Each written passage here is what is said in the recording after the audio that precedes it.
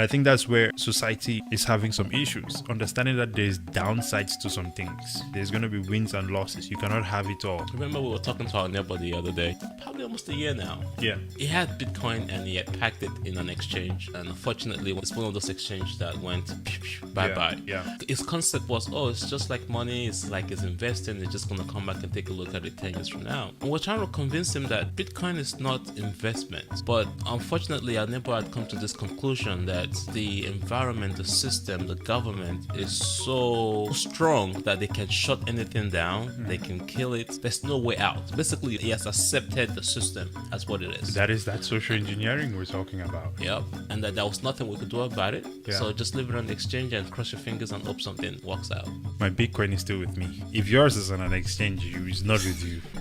That's the difference.